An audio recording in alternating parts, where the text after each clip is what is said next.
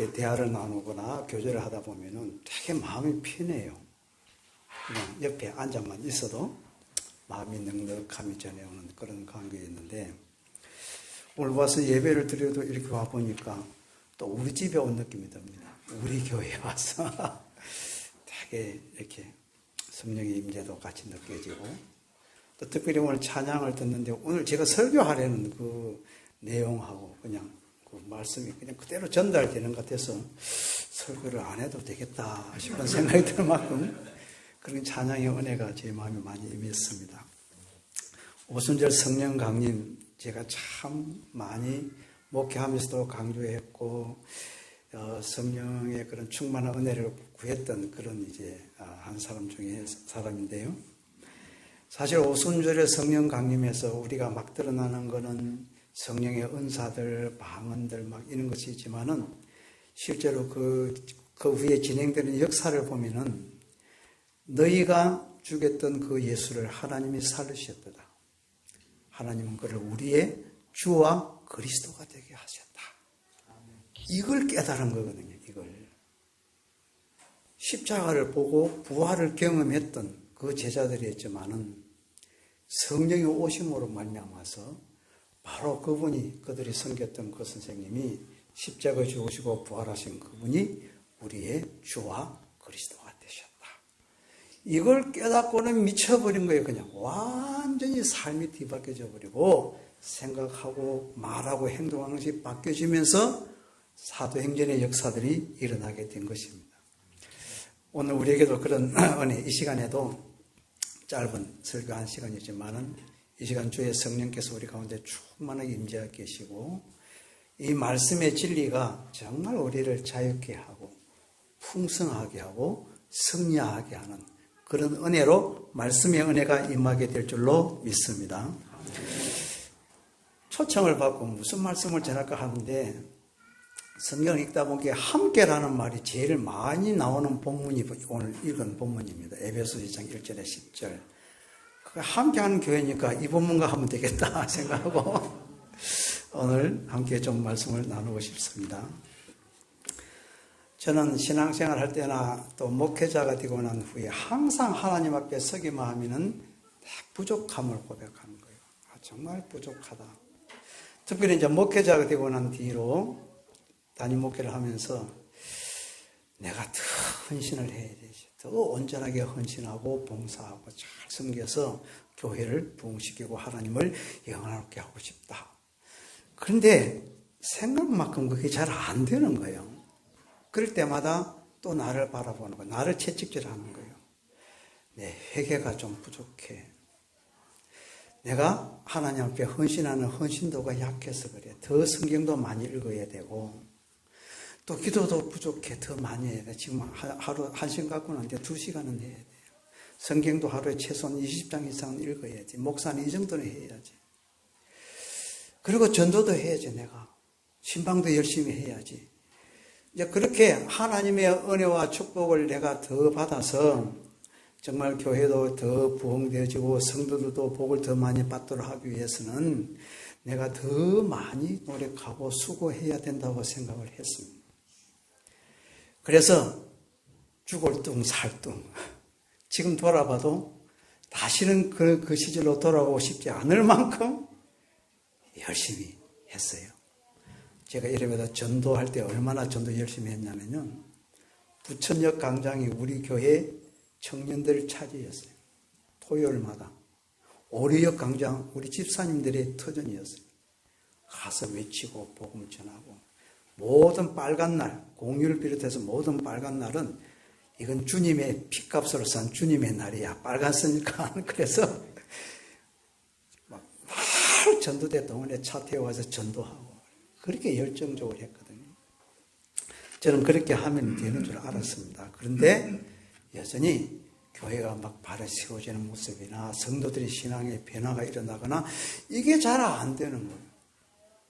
그걸 막 이끌어 나가다가 내가 그냥 지쳐버린 거예요.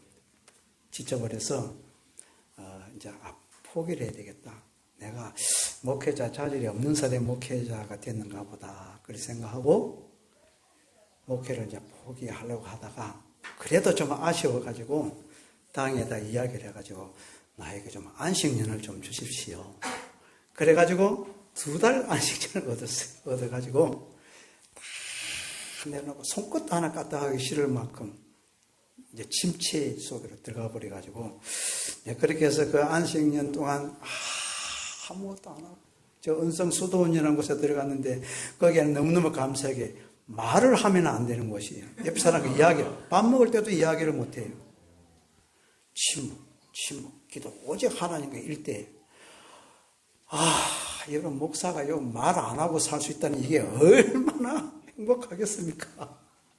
그런데 한 일주일 동안 말 안 하고 사니까 몸살 나기 시작하는 거예요. 말이 하고 싶어가지고. 그래가지고 온천에, 철원 그 온천에 내려가가지고 막 다른 사람 등 밀어주면서 이야기를 하면서 막 스트레스를 풀고, 그렇게 막 몸부림을 치는 가운데 하나님께서 하나 다 깨닫게 해주신 게 있습니다.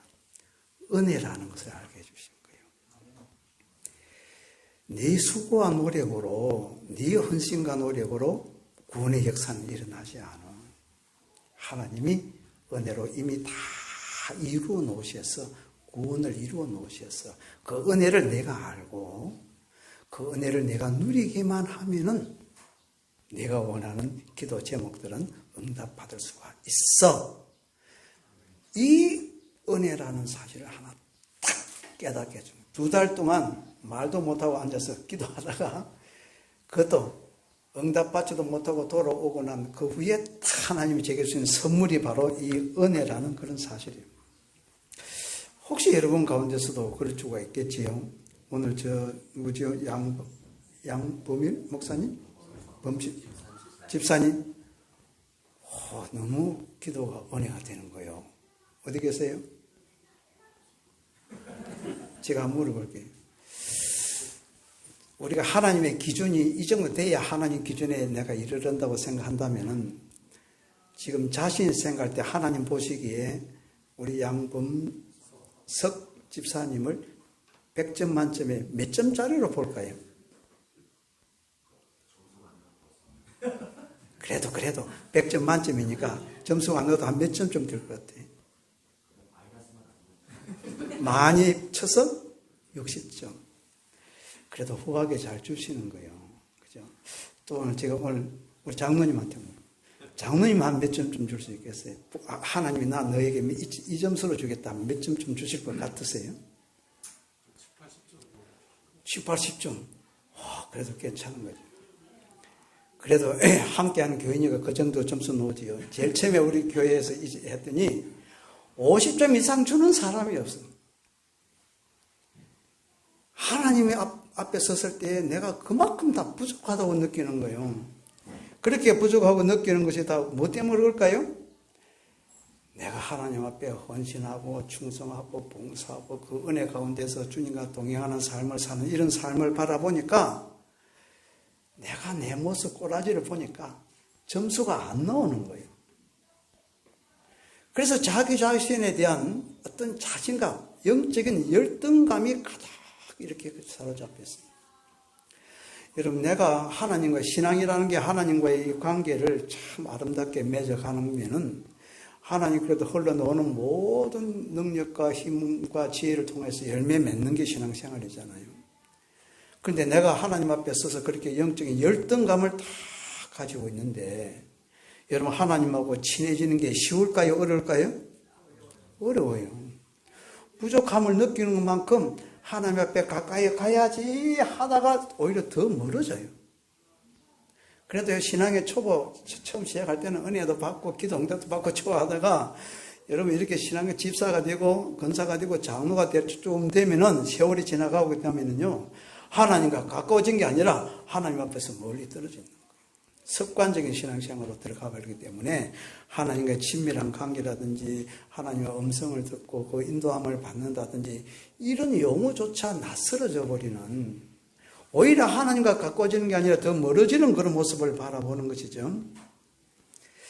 여러분, 우리가 내가 예수 안에 누군가 하는 정체성을 세우는 2가지 방법이 있어요. 세상적인 방법은 세상에서는 내가 어떤 존재인가, 나는 누구인가 할 적에 내가 어떤 큰 업적을 이뤘는가, 무슨 큰 성취를 이뤘는가, 우리가 이룬 행위나 업적이나 성취를 기준으로 그 사람에 대한 평가를 합니다. 그래서 막 예를 들면 검사가 되거나 판사가 되거나 대통령이 되거나 장관이 되거나 뭐 이렇게 국회의원 이렇게 하면은 지가 굉장히 높은 사람인지 잘 훌륭한 사람이라 생각한단 말이죠. 이렇게 이게 여러분 세상에서 자기에 대한 정체성을 세우는 방식이에요. 자기 행위나 업적이나 성취 기준으로 세우는 것은 세상적인 방식. 우리가 교회 안에서도 그런 거예요. 교회 안에서도. 그래서 성경은 그렇지 않습니다. 성경에 우리 정체성을 세우는 것은 내가 무슨 일을 했는가에 근거해서 내가 누구인지 정체성을 세우는 것이 아니라 하나님이 예수님을 통해서 우리를 위해서 무슨 일을 하셨는가, 예수님이 행하신 일 기준 위에다가 내 정체성을 딱 세우는 거예요. 이게 바로 성경적인 방법입니다. 우리가 너희가 그 은혜를 인하여 믿음으로 말미암아 구원을 받았다. 은혜로 인하여 믿음으로 말미암아 구원을 받았나니 이것은 너희 행위에서 나온 것이 아니니 누구든지 자랑하지 못한다는 거예요.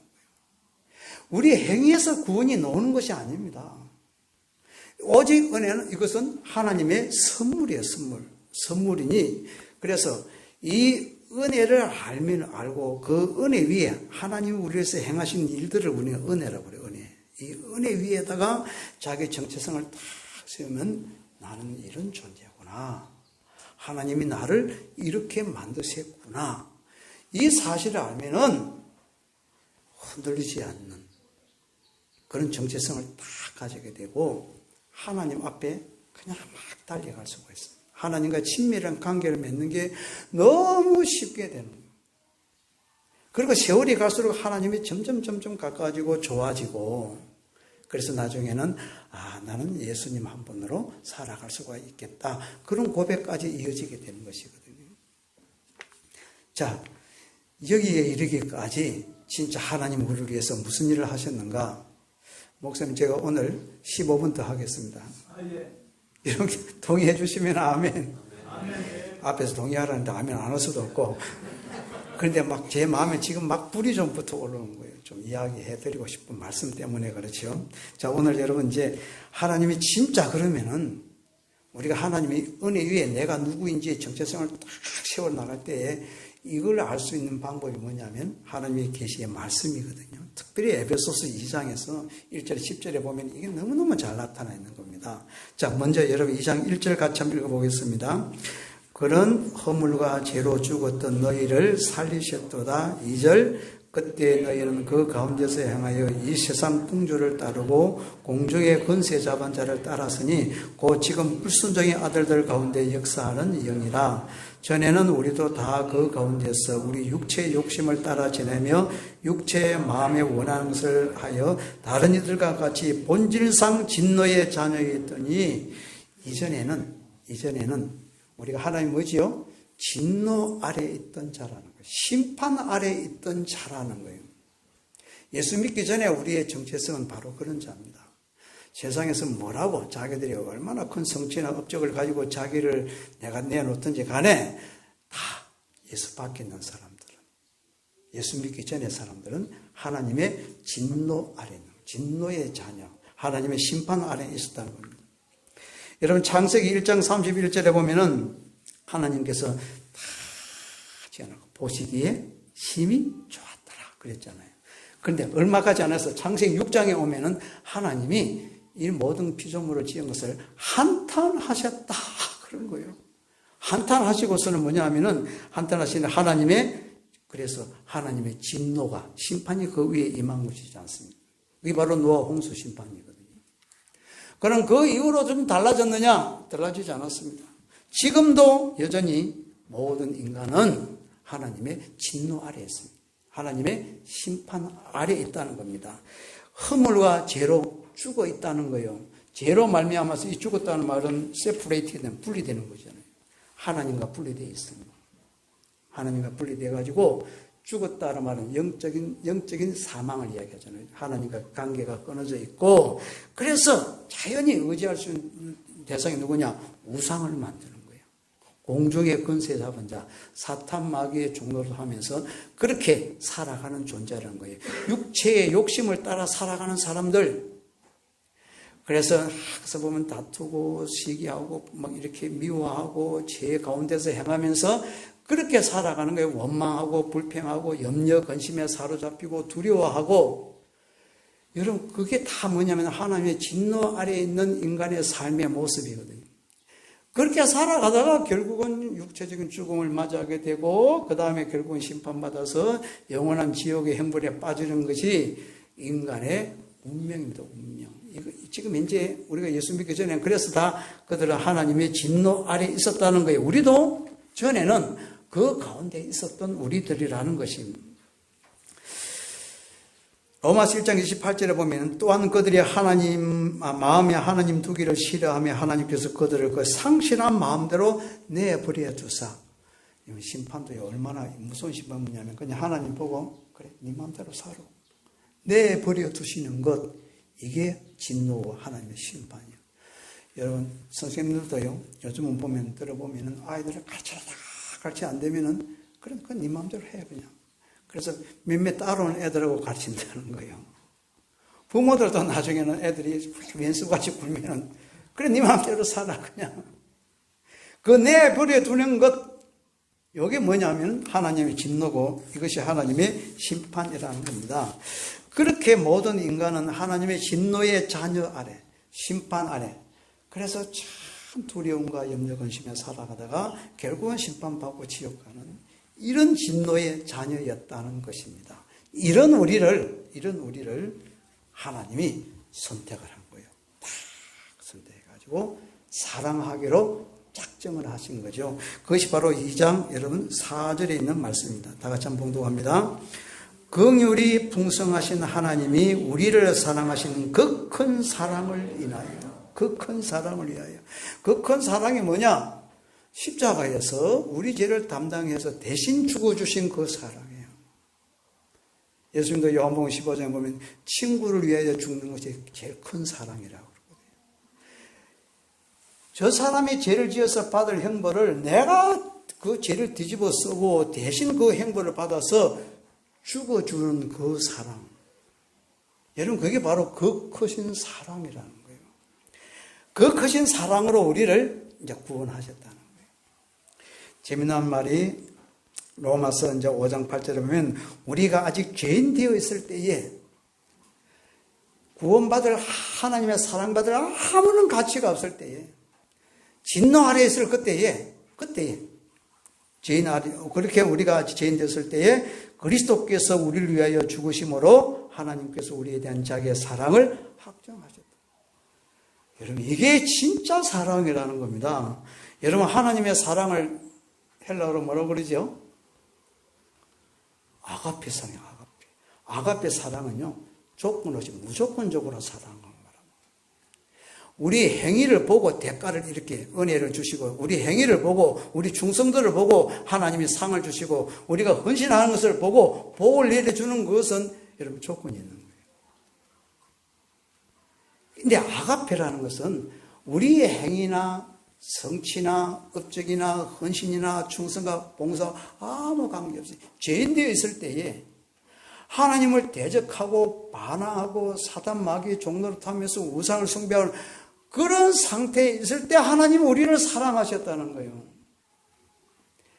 그렇게 죄인 되었을 때 우리를 사랑하셔가지고 우리를 구원해 주셨다. 그 이야기거든요. 그래서 우리가 진짜 하나님의 사랑을 아셔야 돼요. 이 아가페 사랑의 본질을 아셔야 돼요.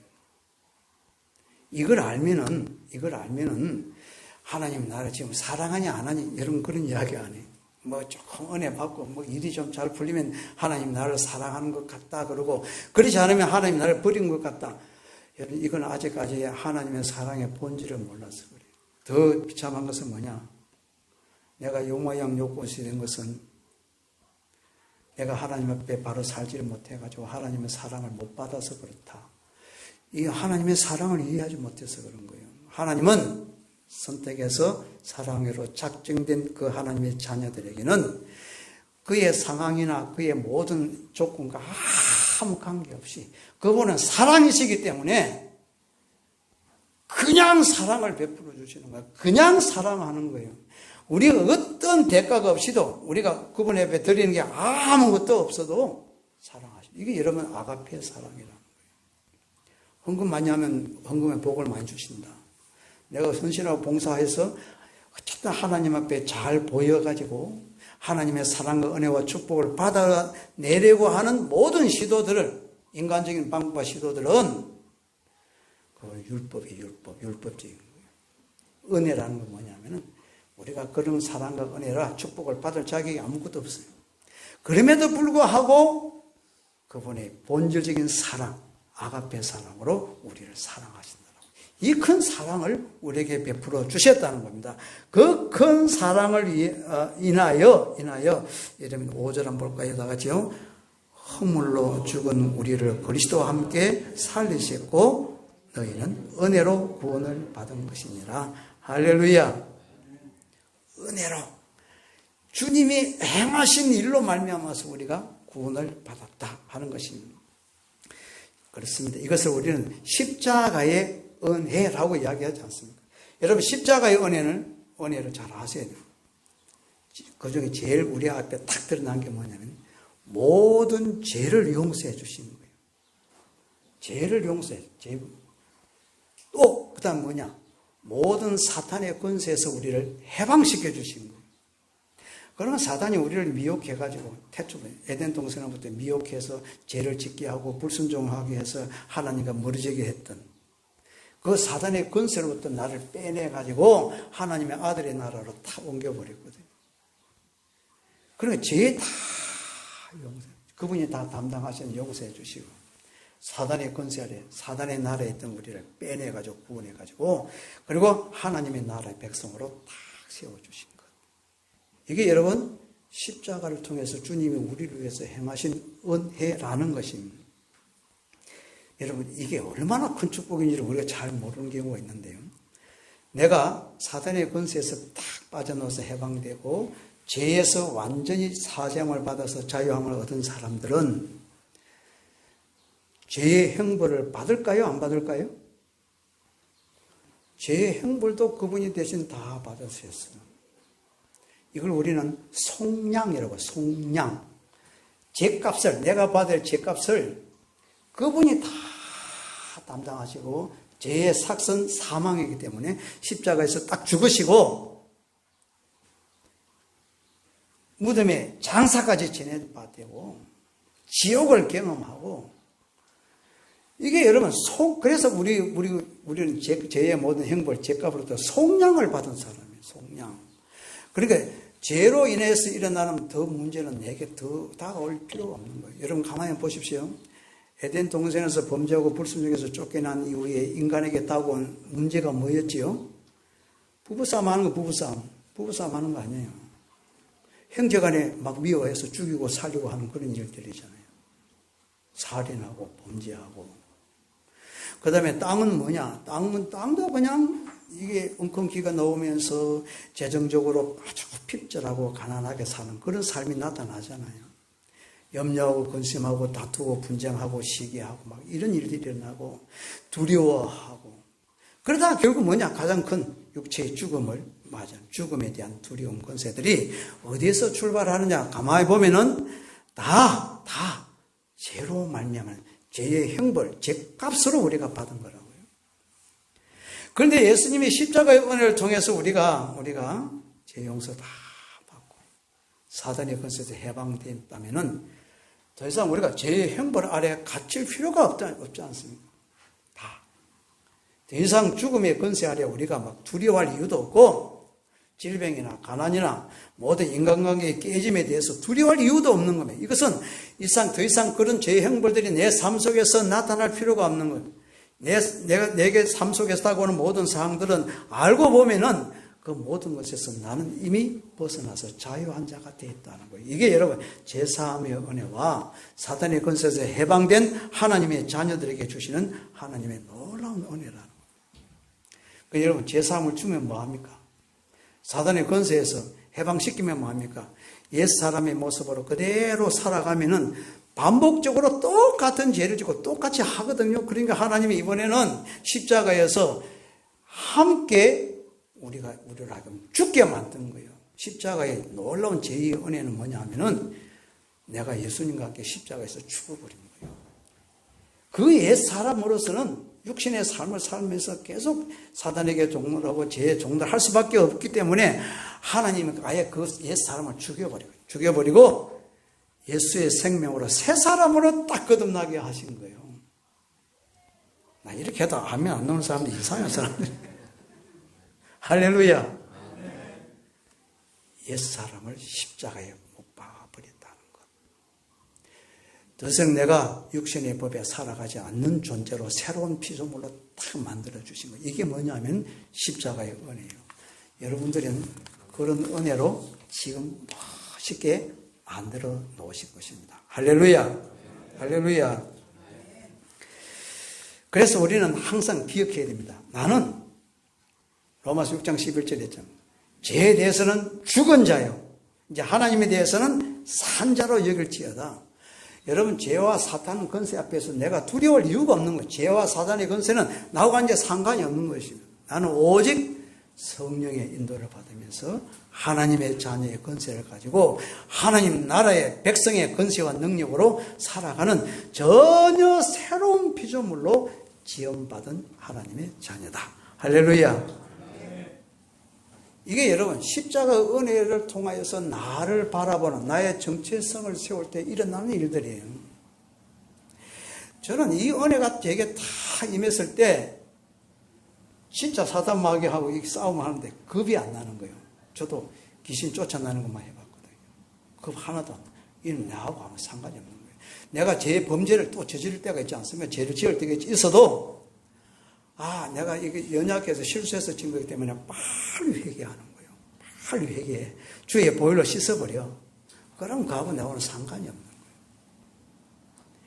거예요. 이런 자기 인식, 자기 정체성을 다 확신하면은 죄와 사단에 대해서요 싸워볼 만해. 이제 전에는 맨날 그냥 주일을 예배 마치고 나면은 가서 얻어맞고 터지고 주일을 와서 회개하고 하다가 이 사실을 딱 이런 정체성을 가지고 나면은 나가면은요 그런 제재를 환경이 다가오잖아요. 딱 왔을 때 딱 내가 한번 도전해서 승리를 맛볼 수가 있다는 거예요. 이 은혜가 여러분이 일어나기를 바랍니다. 그뿐만 아니라 여러분들 2장 6절 가슴 뛰는 2장 6절 앞부분만 읽겠습니다. 시작. 또 함께 일으키사. 또 함께가 또 나와. 함께. 누구와 함께? 예수님과 함께 일으키셨다는 거예요. 죽음의 자리에서 부활의 자리로 일으키셨다는 겁니다. 여러분 이제 부활절도 지나갔지만 부활의 능력으로 살아간다는 게 여러분 얼마나 놀라운지를 여러분 꼭 아셔야 됩니다. 여러분 사단은 우리가 만약에 머리털 한 털만큼의 죄가 있어도 그 죄를 가지고서 우리를 주장하려고 하는 거예요. 그럼 부활할 수가 없는 거예요. 예수님이 부활하셨다는 것은 완전한 의를 가지고 있었기 때문에 부활하신 거예요. 사실 그분은 죄 없으신 분으로 이 땅에 오셨지 않습니까? 그리고 하나님께서 하신 말씀을 따라서 죽기까지 순종하기까지 그분은 순종하셨잖아요. 그래서 그분은 완전한 의를 가지신 분인 거예요. 그런데 우리가 그 예수와 함께 부활했다 하는 이 말은 나도 죄가 있다 없다? 죄가 있다 없다? 없다는 거예요. 얼마만큼 죄가 없다는 거예요? 예수님만큼 의가 없다는 거예요. 에이 목사님 말도 안 되는 거짓말 하지 마세요. 여러분 이 부분 잘 아셔야 돼요. 제가 이게 되게 혼란스러웠거든요. 그런데 내가 예수를 딱 믿는 순간에 구원의 선물 보따리를 딱 풀어보니까 그 안에 뭐가 있냐 하면은 예수님의 의가 들어있는 거예요. 요 예수님의 의는 righteousness라는 의입니다. 예수님이 이룬 의가 그 보따리 안에 있는데 이게 내 거라는 거예요. 여러분 우리가 행위로서 어렵다함을 받은 게 아닙니다. 이 예수님이 완전히 이룬 이 의, righteousness라는 이 의를 내가 선물로 받아. 그리고 이 선물을 받은 사람의 보고는 하나님께서 justification, 어렵다함을 받은 자다, 너는 어려운 자다, 그렇게 불러주시는 거예요. 여러분, 자세히 나는 예수님의 이 의의 선물을 받아서 나는 의의 본성을 가진 새로운 피조물이라고 생각하시는 분들은 아멘. 에이, 그렇게 쉽게 의가 나옵니까? 아멘이 나옵니까? 저는 이 아멘이 나오기까지 너무너무 고생, 로마서를 갖다가 막 얼마나 파고들던지 몰라요. 한글에는 그냥 다 의가 돼 있어. 그러니까, 그런데 여러분, 영어 성경이나 본문에 보면은 이 두 개가 딱 분리된 거예요. 하나님의 의의 선물을 받은 사람들은, 이 righteousness나 의를 받은 사람들, 하나님이 justify를 했다는 거예요. 이 어렵다함을 받은 자라고 이야기했다는 거예요. 여러분, 내가 하나님과 나 사이에 의의 관계가 형성되어 있으면은 내 행위와 관계없이 그냥 언제든지 그분 앞에 달려나갈 수가 있습니다. 은혜의 보좌 앞으로 나가서 시시콜콜한 이야기 다 해도 되고, 하나님 앞에 내게 이럴 수가 있냐고 따져도 괜찮고, 하나님 좀 어떻게 해보시라고 그냥 뒤로 들어누워도 괜찮고, 이런 친밀한 관계 속으로 들어갈 수 있는 게 뭐냐 하면은 이 예수님의 의가 나의 의가 됨으로써 내가 어렵다함을 받았던 이 축복이거든요. 여러분, 현재 우리 살아가면서는요, 부활의 능력은 바로 의의 능력을 내가 가지고 있다는 것입니다. 할렐루야. 그렇게 하나님은 우리를 어렵게 빚어 놓으시는 거예요. 죄 다 용서하시고, 사단의 것을 해방시켜가지고, 그래도 못 믿어서 그냥 옛사람 딱 죽여버리고 새 사람을 딱 세우고, 너는 이제 예수의 의를 더듬혀가지고 어렵다고 만들어 놓고는 우리 친하게 지내자, 주님과 친밀한 관계로 딱 나갈 수 있는 이런 멋진 작품으로 하나님이 지금 이미 만들어 놓으신 거예요. 우리가 그 진리를 깨닫고 내 자신에 적용하면은 그 진리가 나의 것이 되는 것이거든요. 십자가와 부활은 이 은혜 위에다가 여러분 자신의 정체성을 단단하게 세워가시기를 축복합니다. 그 다음에 하나만 더 있어요. 그 다음 뭐냐? 6절의 후반절에 보면요, 또 함께 그리스도 예수 안에서 뭐예요? 함께 하늘에 앉히시니. 할렐루야. 한번 따라해볼 거예요. 함께 하늘에 앉히시니. 함께 하늘에 앉히시니. 나는 주님과 함께 하늘에 앉았다. 나는 주님과 함께 하나님 보좌에 앉았다. 여러분 눈빛을 보니까 이게 진리가 여러분 마음을 지금 못 때리고 있는 것 같아요. 여러분, 보좌에 앉히셨다는 말이 뭐지요? 보좌가 많은 곳이지요? 다스리는 곳이에요. 다스리는 곳. 근데 우리를 십자가 부활을 통해 그 멋있는 작품으로 딱 만들어가지고, 보시기에 좋은 작품으로 만들어가지고는 우리를 아예 이제 그래가지고 하나님 보좌에 앉히고, 우리 영적인 현주소는 하나님 보좌 우편이에요. 신분적으로 보면 어떻게 바뀌냐 하면은 다스리는 자가 되는 거예요. 이걸 우리는요, 왕 같은 제사장이 되었다. 베드로전서 2장 9절에는 그렇게 이야기하지 않습니다. 이걸 우리가 몰랐어. 사담하게 이 부분을 다 계시의 비밀을 이렇게 봉을 해나면서 교회가 이걸 몰라요. 맨날 우리는 하나님 앞에 나아가서 하나님 내 기도 들어주세요. 내 문제 해결해 주세요. 이렇게만 계속 기도를 해왔는데 하나님은, 야 이놈아, 내가 지금 하나님 보좌에 앉아있어. 나는 내게 하늘과 땅에서가 모든 권세를 다 줬어. 나는 예수 이름의 권세를 내게 줬잖아. 이제는 내가 믿음으로 그 권세를 가지고 권세를 사용해. 내 삶에 다가오는 문제들을 그 권세와 능력으로 내 스스로 해결할 수 있는 모든 권세와 능력을 내가 내게 다 줬잖아. 그걸 이렇게 바르게 깨닫고 그 권세를 바르게 사용해서 내 모든 상황들을 다스리고 그것을 극복해 나갈 수 있는 힘을 바르게 사용하도록 성령을 보내줘서 깨닫게 하고 있지 않아? 성령의 인도를 받으면서 내 하늘 보좌의 권세와 능력을 가지고 왕같은 제사장의 삶을 살아라. 이렇게 설명해 준단 말이에요. 이게 우리에게 하나님이 우리에게 이렇게 빚어서 만든 작품이라든지 우리에게 주는 권세가 마음에 드시면은 아멘. 아멘. 그래서 오늘 딱 결론 지었습니다. 저는 이 은혜를 깨닫고 난 후에 한 번도 이 부분은 흔들리지 않았어요. 나는 하나님의 작품이다. 나는 주님이 주신 권세와 능력을 가지고 있다. 나는 하나님께 맨날 애걸하는 그런 것이 아니라 나는 이제 내게 주신 권세와 능력으로 이것을 믿음으로 사용해서 하나님 나라를 침노해서 그 보화를 마음껏 누릴 수 있는 존재다. 이런 확신을 가지고 막 살아가는 거예요. 어떤 환경이 다가오든지 간에 이런 나의 정체성을 하나님의 은혜 위에다가 딱 세우고 내게 주신 권세와 능력과 나의 신분을 착하게 이해하고 있으면은 우리는 담대해질 수가 있어요. 담대하게 승리하면서 내게 다가오는 삶의 문제 앞에, 사단의 유혹 앞에, 죄의 유혹 앞에 굴복하는 것이 아니라 승리하는 삶으로 한 걸음 더 나아갈 수가 있다는 것입니다. 그러므로 여러분, 예수를 바라보십시오. 나를 바라보지 마십시오. 막 무슨 사고가 났으면은 내가 뭘 잘못해서 그럴까? 내가 하나님 앞에 헌신 봉사하지 못해서 그렇구나. 내가 주의를 빠져먹어서 그렇구나. 여러분, 그렇게 자신에게로 돌아가는 그 발걸음을 이제 딱 잠깐 멈추시고 딱 십자가를 바라보는 거예요. 부활을 바라보는 거예요. 나를 보좌에 앉으신 주님을 바라보는 거예요. 이 문제를 내가 어떻게 풀어갈 수 있는가는 그 주님을 딱 바라볼 때 주님이 그 상황을 극복할 수 있는 지혜와 능력과 권세를 나타나게 될 줄로 믿습니다. 어떻게 하나님이 우리에게 행하신 일들이 마음에 드세요? 그래서 제가 제일 많이 선포해서 그걸 보고 매일 그걸 보고 했던 것은 뭐냐면 조석한 하나님의 작품이에요. 작품 중에서 세상에서 하나밖에 없는 작품은 무슨 작품? 글작품이야. 나는 하나님의 글작품이야.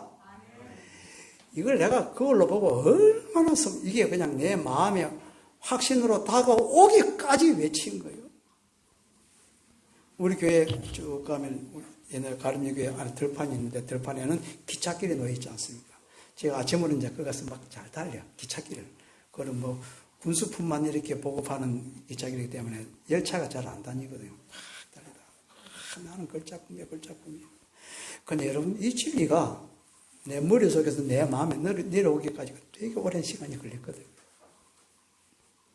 성령께서 탁 눈을 열어주는 순간에 와, 진짜 이게 나로구나. 십자가의 은혜로, 부활의 능력으로 하나님 보좌 우편에 앉으시기까지 하나님 나를 빚으시고 그분의 작품을 만드시고 권세와 능력을 주셔서 이 세상에서 하나님 나라와 의를 구하는 삶을 살게 하셨구나.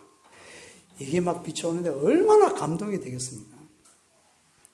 오늘 여러분들도 동일하게 하나님의 작품임을 확신하며 살아가시기를 바랍니다. 그렇게 작품이라는 게 뭐냐면요, 작가의 모든 마음과 그 사람을 드러내는 게 작품이거든요.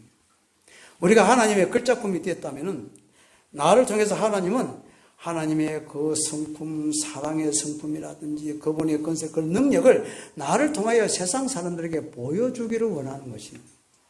그래서 여러분 2장 7절 한번 보겠습니다. 7절 다 같이요. 이는 그리스도 예수 안에서 우리에게 자비하심으로써 그 은혜의 지극히 풍성함을 오는 여러 세대에 나타내려 하심이라. 할렐루야. 세상에 그분의 사랑과 공의를 나타내게 하시려고 우리를 멋진 작품으로 만드시고 권세와 능력을 주신 줄로 믿습니다. 자, 10절 다 같이 한번 봉독합니다. 우리는 그가 만드신 바라 그리스도 예수 안에서 선한 일을 위하여 지으심을 받은 자니 이 일은 하나님이 전에 예비하사 우리로 그 가운데서 행하게 하려 하심이라. 우리는 하나님의 작품입니다. 이제 여러분 남은 생애가 이 세상 사람들에게 예수님을 보여주는, 예수님을 나타내는 그런 멋지는 하나님의 글작품으로 살아가는, 함께하는 성도들이 되시기를 바랍니다. 한번 따라하세요. 나는 예수님과 함께 죽었고 함께 부활했고 함께 하늘에 앉은 하나님의 걸작품이다. 하나님 아버지 감사합니다. 우리에게 베푸신 은혜가 어떠한지를 말씀을 통해 듣고 깨닫게 해주시니 감사합니다. 이 말씀이 하나님 우리에게 베푸신 은혜 위에 나의 정체성을 굳게 세우고 이제 담대함으로 세상에 예수님을 보여주는 하나님의 걸작품으로서의 삶을 살아가게 하여 주옵소서.